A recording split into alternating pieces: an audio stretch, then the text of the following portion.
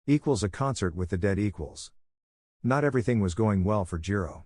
She didn't have a companion to go to the rock concert she had been dreaming about, and it seemed she needed someone older to go with her. Frustrated, especially with her classmate Aoyama bothering her by saying rock wasn't for girls, she was almost ready to give up. Just when she was about to resign herself, a divine opportunity fell from the sky to grant her wish. Jiro, wait. What? All Might, yes, we suspect there might be drug traffickers planning to enter the concert. We thought, if you don't mind, we could use your tickets to get in, as it would ruin the element of surprise if one of us entered without notice. Jiro, yes. I can go to the concert, looks at the adults, I mean, count me in. All Might, very well, but you'll need to have a companion. How many tickets did you get exactly? Jiro, 2. All Might, well, I imagine choosing someone will be difficult. Jiro, nobody will be available when the concert starts. All Might, and most of the teachers won't be available either. Suddenly, someone starts watching them while they talk. All Might dash. Jiro dash. All Might, can I help you? Asks the man approaching and indicating that there will be demonic activity at the concert. Jiro, oh my god. All Might, has an idea, alright, here's what I suggest, you can hunt demons if you help Jiro capture some drug traffickers at the concert. Jiro, what it? Had a confused expression. All Might, alright, I'm saying if you prove you can enforce the law, I won't have to take away your armor, gear, and weapons or put you in prison. Understood. All Might, okay, it's official. Jiro, oh no. Hours later Jiro, I feel like I'm talking to someone who understands me. Is accompanied by the man in civilian clothes, wearing a black t-shirt with a skull and black ripped jeans. He also has a tattoo on his right arm that symbolizes something like death metal. Jiro really didn't want to be with him, but seeing that he had similar tastes made the situation less annoying. She looked at him again, noting details. He had a well-built body with muscles that seemed made of titanium, a thick neck with a scar almost covering the entire area, and his black t-shirt was from a legendary old rock band. His right arm tattoo was from a famous death metal band. His jeans were typical for the day, paired with boots and a leather belt. She also saw another tattoo on his left arm that said, "Rock Forever." Jiro felt relieved to be with someone who shared her interests. When they arrived, the security guard began to inspect them. "Guard, can I see your tickets?" Jiro, "Sure. Here they are." Guard, these are legitimate. Please proceed to the next inspection." Jiro, "Okay." They moved forward. Fortunately, Jiro was inspected by a woman while the man was inspected by a man. Jiro was worried since he always carried a weapon, but she stayed calm when the guards found nothing. However, the man's inspection couldn't be completed as he was called away urgently. A female security officer came to finish the inspection. During the final moments, the guard couldn't stop thinking about the handsome man in front of her and even tried to flirt with him. Female guard, do you have any other weapons besides these? Pressed his right bicep slightly. Jiro, stunned by what she just saw. No, a deep voice came from his mouth. The guard was a bit surprised and blushed slightly. Jiro was almost in shock. Jiro, can he speak? Did he just speak? Guard, well, may I ask why a handsome guy like you is here? Said while biting her lip. I came to accompany my sister to the concert since I managed to take the day off to be with her. Jiro, at least he didn't say anything weird. Guard, alright then, I hope you both enjoy the show. They entered, and it was everything Jiro had hoped for her first concert. People were enjoying themselves and waiting for the band to start playing. Knowing what's about to happen if he doesn't act, I'll take care of everything. Just stay here and don't do anything stupid. Jiro, huh? Sure, have fun. The man went off and managed to get behind the scenes only to encounter the traffickers. The criminals didn't stand a chance against him. After seeing there were no cameras or anyone around, he started putting on his armor. When he put on his helmet, he saw something curious, a large number of weak demons chewing on the mutilated bodies of the band members. Demons dash. Takes an orb from his gear, absorbs it, and starts cracking his knuckles, making a sound like popping bubbles. Berserker pack activated. Demons, gulp nervously. Half an hour later. equals. The man emerged from the place, washing off the blood he had on him, after calling All Might about the band's tragedy. As he left, he heard the crowd shouts demanding a show. He didn't really care, but he thought about the girl he went in with. He remembered how she had mentioned how special this opportunity was for her. Reflecting on how UA students remembered him from his youth, he decided not to disappoint her. He grabbed an electric guitar, began recalling how to play it, and prepared to replace the deceased band.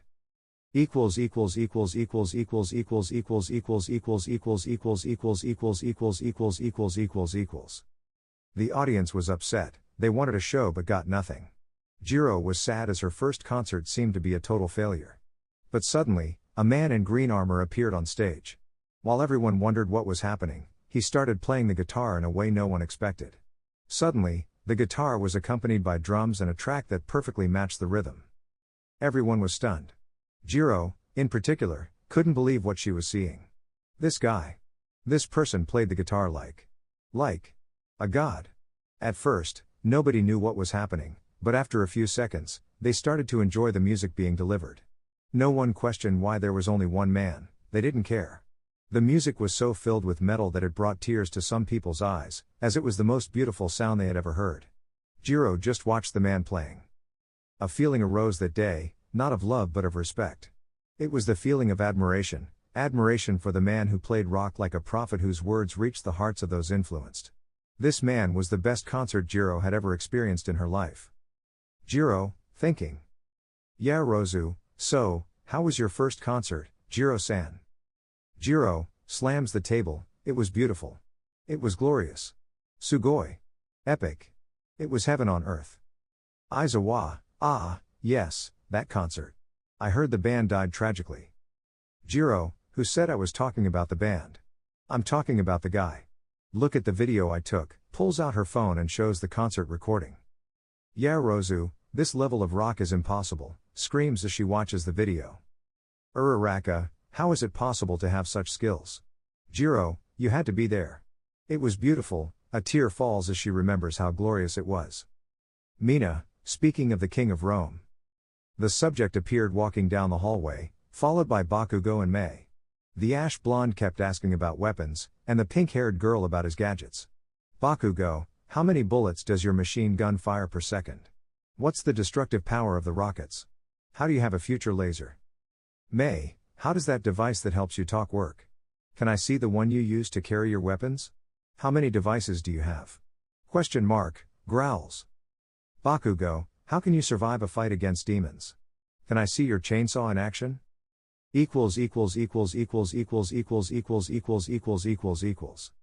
Hours later, during the subject's mission.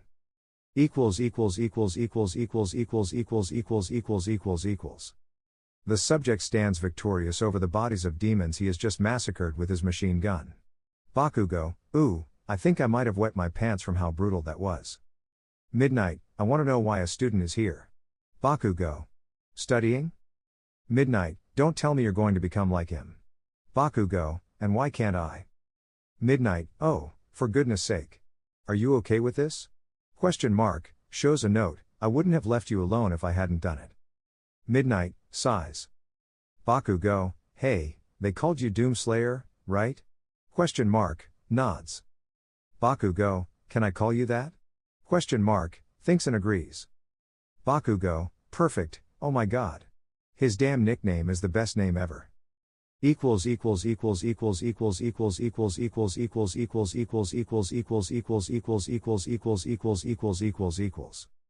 After the sun set, the favorite day of all students after a long week of studies arrived. Friday. Everyone was excited and planned to go out to have fun, but they hadn't planned for something. Kota/Shoji/Tokoyami, sweating. Doomslayer, breathes deeply while watching them. Bakugo, damn, he's so intense. Yeah Rozu, they're not demons.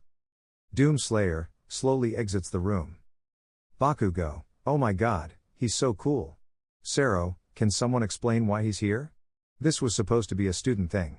Ida, well, you see what the teachers said.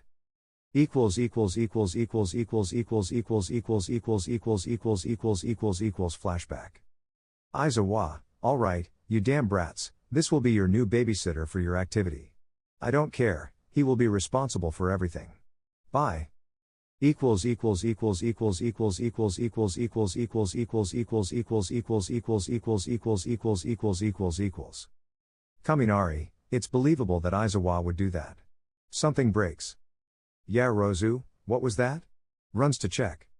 Uraraka, do you think doing it in Yarozu's class was a good idea? Dash. Yarozu arrives at the place where the noise came from. What happened? Are you okay? Doomslayer, kneeling, crying, and if he could speak, he would say no. Kneeling in front of a small ceramic rabbit figure. Yarozu, you don't have to stay like this. I can create a new one if you want, sees Doomslayer crying heavily while trying to pick up the pieces. Yarozu, did that have special value for you? Doomslayer, crying heavily, and if he could shout a name, it would be the name of his most beloved companion, the one always in his heart. The name he tried to shout was, Da Fives Wee Wee Wee. His most beloved pet rabbit that made a hole in his heart. Yarozu, how about you put on your device to help you, okay? Doomslayer, removes his helmet and puts on his talking device. Yarozu, now, what happened? Doomslayer, Da Fives Wee Wee Wee. No. Da Fives Wee Wee Wee. Dash. Everyone, it sounds like someone has died. Dash. Yarozu, I can create another ceramic rabbit if you want. Doomslayer, no. Daisy is irreplaceable. Nothing in the world can replace her. She died because those damn demons killed her. That's why I carry that ceramic rabbit. To always remind me of how small she was and that she was always by my side. Even though I carry her paw for good luck, that statue was a physical representation so she could accompany me. Now she's dead because I was careless and now she's dead because I killed her. Da Fives Wee Wee Wee. Yeah, Rozu, okay. Calm down, comforts him. Bakugo, watching, not the weirdest thing I've heard. Kirishima, tears up, so manly. Dash. Demon, I sense danger approaching. Dash. Doomslayer, Da Fives Wee Wee Wee. I will kill all the sons of bitches who cruelly murdered you. Wah. She was so pure. Yarozu, patting and hugging him. Shh, everything's okay, shh, just let it go, shh, there's nothing to worry about. What you can't create. The Doomslayer was outside Yarozu's house. He didn't like being inside with teenagers, he actually preferred to be away from them and alone. But he had to follow All Might's orders, who asked him to stay with the students. The Doomslayer just looked at the house from outside. He heard the loud noise from the party the young people were having. He grumbled a bit, feeling forced to be here. He just wanted to leave and find peace alone, as he had more important things to do than babysit a group of kids. Just as he decided to leave, the girl who had given him the doll appeared. He didn't know her well, but from what he gathered from the teenagers, her name was Momo Yarozu. He glanced at her for a moment, noticing her details, black hair, black eyes, and smooth skin.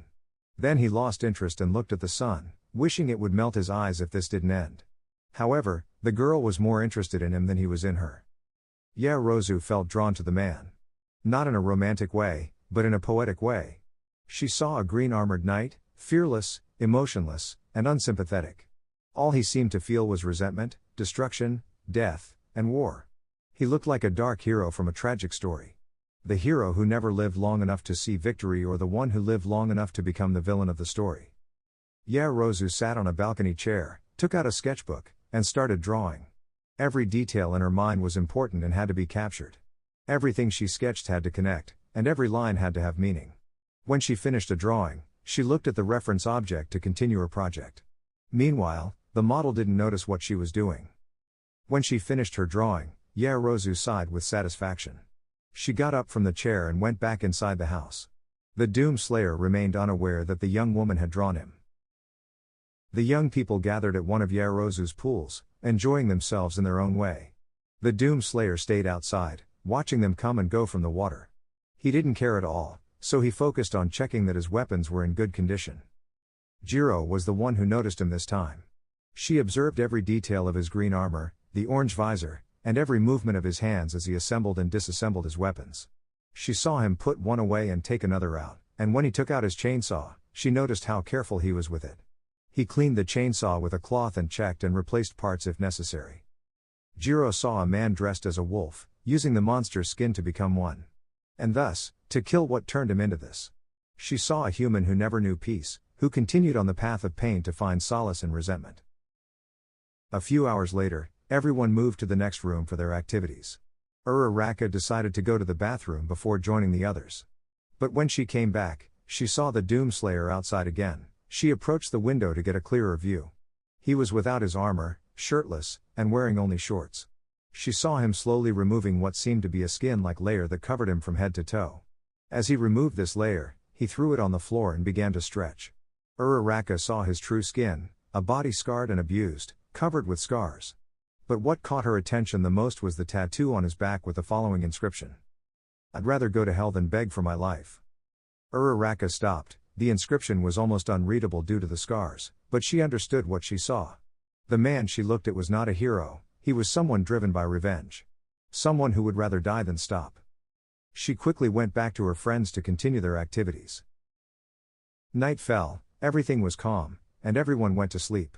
The Doomslayer stayed awake, gazing at the star-filled sky. Nothing made him happier than seeing the stars. But his face couldn't show expressions.